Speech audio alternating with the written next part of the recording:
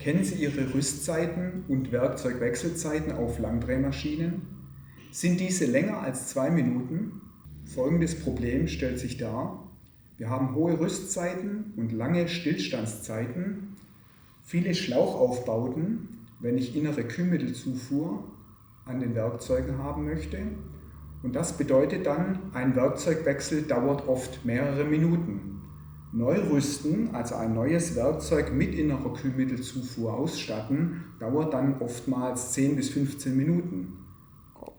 Bei unserer Kombination aus AWL-Linearschlitten und AFC-Schnellwechselsystem haben wir eine erhebliche Reduzierung dieser Zeiten.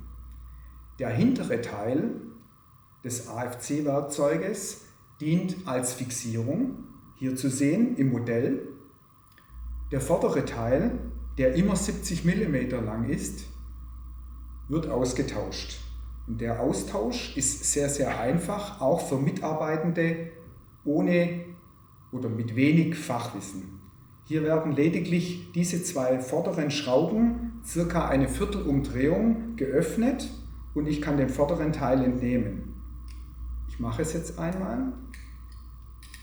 Viertelumdrehung. Ich entnehme das Werkzeug, in diesem Fall ein Gewindestellwerkzeug, und baue stattdessen eine VCGT-Platte ein. Ich stecke also den vorderen Teil nur ein, auf Fixanschlag,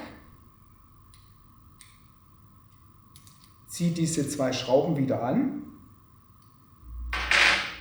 und nun habe ich wieder meine Länge 70 mm. Ich muss also in der Maschinensteuerung wenig nachstellen und ich habe umgerüstet innerhalb von 2 Minuten und habe trotzdem Innenkühlung vorne an der Schneide. Das ganze Suchen nach Schläuchen oder Verrohrung dieses Werkzeuges entfällt komplett.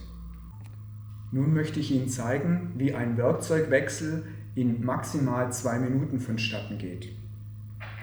Wir haben zum Beispiel dieses Werkzeug, es ist am Standzeitende angelangt oder ich möchte eine Verschleißüberprüfung machen.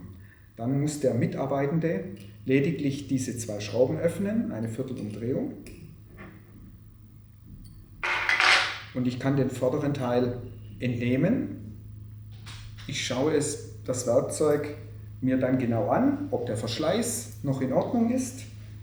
Ich wechsle gegebenenfalls die Platte und baue das Werkzeug wieder ein. Aufstecken, 2 Schrauben anziehen und ich kann wieder weiter fertigen.